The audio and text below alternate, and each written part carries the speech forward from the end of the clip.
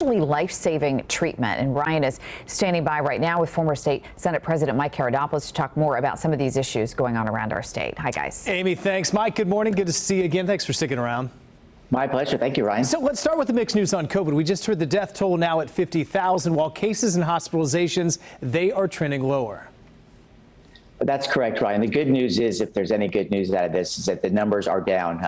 I work with a few hospitals around the state. They're saying the last couple of weeks there's been a nice dip in the number, which is always beneficial, but it's still a dramatic challenge. And to make it perfectly clear, as the governor has said since day one, get vaccinated. It is your best defense should you get this deadly virus, but get vaccinated. But of course, if you do get the virus, use those monoclonal antibodies, which has been so successful. If you can hit it early, you will likely avoid hospitalization, or at least reduce the amount of time you might spend in the hospital, but it greatly improves your chances. But more than anything else, get that vaccine. But what is so frustrating, as just mentioned by you and Amy, is the Biden administration shockingly said, we're going to reduce the amount of monoclonal antibodies that will be sent to Florida. It's going to be rationed.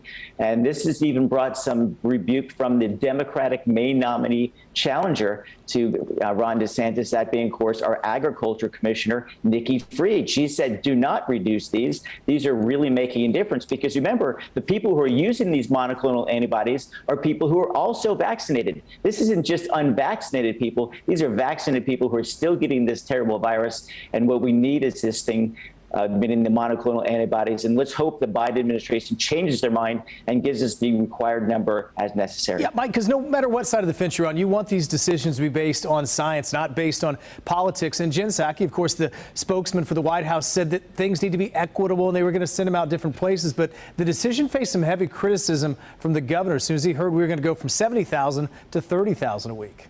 It sure did. And again, the governor is not an anti-vaxxer. He's been out there from day one. In fact, the policy used by the national government today, saying take care of seniors first, started right here in Florida. And of course, it's been the national policy also instituted here in Florida to give your shots at places like Publix, CVS, Walmart, et cetera, not just the Department of Health, which the Biden administration initially wanted to do. And so the governor's been aggressively pushing, of course, vaccination, of course, the monoclonal antibodies.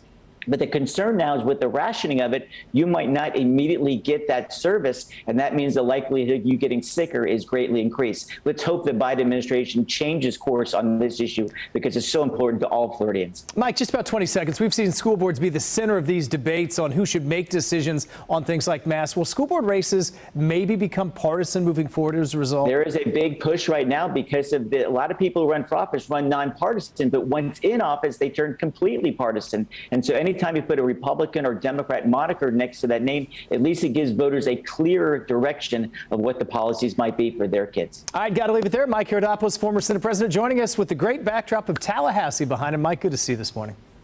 Always a pleasure, Ryan. Have a great week. Great to see you. You as well. All right, coming up, the